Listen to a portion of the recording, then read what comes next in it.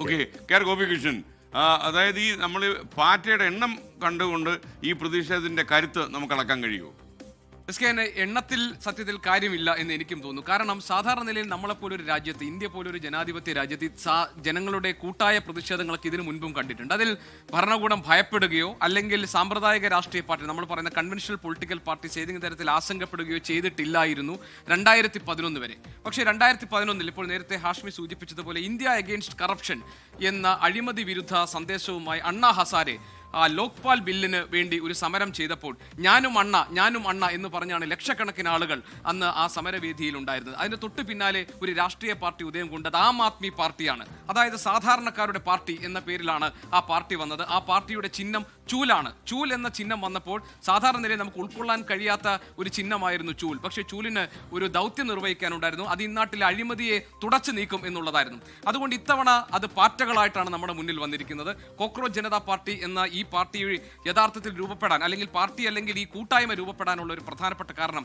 രാജ്യത്തെ തൊഴിലില്ലായ്മ, രാഷ്ട്രീയ അസ്ഥിരത, അതുപോലെ തന്നെ സാമൂഹിക വ്യവസ്ഥിതിയോടുള്ള ചെറുപ്പക്കാരുടെ മടുപ്പ്, അതിൽ നിന്നാണ് ഈ കൂട്ടായ്മ ഉണ്ടായിരിക്കുന്നത്. അതുകൊണ്ടാണ് the voice of the unemployed and the lazy എന്നാണ് പറഞ്ഞത്. അതായത് തൊഴിൽ രഹിതരുടെയും മടിയന്മാരുടെയും ശബ്ദം എന്നാണ് അവർ പറയുന്നത്. അത് അവരുടെ പ്രതിഷേധത്തിന്റെ മുദ്രാവാക്യമാണ്. അതിന് കാരണം ഒരു ജഡ്ജി, ഒരു പണ്ഡിതൻ, ഒരു നിയമ പണ്ഡിതൻ, അദ്ദേഹം നടത്തിയിട്ടുള്ള പരാമർശങ്ങൾ ഈ കാലത്തെ ഈ നാട്ടിലെ ജനങ്ങളെ ആകെ അലോസരപ്പെടുത്തുന്നായിരുന്നു. അതുകൊണ്ട് ഞങ്ങളുടെ മുന്നിൽ കാണുന്ന അനീതിക്കെതിരായ കൂട്ടായ്മ എന്ന നിലയിലാണ് ഇത് ഉണ്ടായിരിക്കുന്നത്. താങ്കൾ പറഞ്ഞതുപോലെ ഒരു ഓഫ്ലൈൻ കൂട്ടായ്മയിൽ വേണ്ടത്ര ആളുകളുടെ ഒരു കൂട്ടം ഇതിനകത്ത് നമുക്ക് കാണാൻ കഴിഞ്ഞില്ല എന്നതുകൊണ്ട് കോക്രോച്ച് ജനതാ പാർട്ടി ഉന്നയിക്കുന്ന ആവശ്യങ്ങളും അവർ പ്രതിദാനം ചെയ്യുന്ന ആശയങ്ങളും കാലഹരണപ്പെട്ടു എന്ന് നമുക്ക് പറയാൻ കഴിയില്ല. അതിന് ഏറ്റവും പ്രധാനപ്പെട്ട കാരണം ലക്ഷക്കണക്കിന് വരുന്ന വിദ്യാർത്ഥികളുടെ ഭാവി വെച്ച് പന്താടുന്ന ഒരു സംഭവത്തിൽ, അത് നീറ്റ് UG പരീക്ഷയിലെ ക്രമക്കേടാകട്ടെ, അതേപോലെ CBSEയിലെ ഈ പറയുന്ന ഓൺ സ്ക്രീൻ മാർക്കിംഗ് സമ്പ്രദായത്തിലെ പോരായ്മകളാകട്ടെ, അതിൽ വിദ്യാഭ്യാസ മന്ത്രി ഉത്തരവാദിത്തം ഏറ്റെടുത്ത് രാജിവെക്കണം എന്നതാണ് അവരുടെ ക്യാമ്പയിൻ.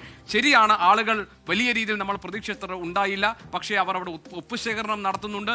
ഇനി അങ്ങോട്ട് ഒരുപക്ഷെ CJP കടക്കാൻ പോകുന്നത് ഒരു ദേശീയ ജനകീയ മുന്നേറ്റം എന്ന നിലയിൽ, ഒരു നാഷണൽ മൂവ്മെന്റ് എന്ന നിലയിൽ ഇതിലേക്ക് മാറ്റാൻ വേണ്ടിയാണ്. അതിന്റെ സൂചന അഭിജിത്ത് ദീപ്കെ നൽകിക്കഴിഞ്ഞു. കാരണം അഭിജിത്തിന്റെ പ്രതികരണത്തിൽ നമ്മൾ കണ്ടത് ഇത് രാജ്യം മുഴുവൻ വ്യാപിക്കാൻ പോകുന്ന ഒരു പ്രക്ഷോഭമായി വരും ദിവസങ്ങളിൽ മാറാൻ പോകുന്നു എന്നാണ്. അതുകൊണ്ട് പാറ്റകളെ നിസ്സാരമായി കാണാൻ കഴിയില്ല, എണ്ണം നോക്കി അവരെ വിലയിരുത്താനും കഴിയില്ല എന്നാണ് എനിക്ക് തോന്നുന്നത്.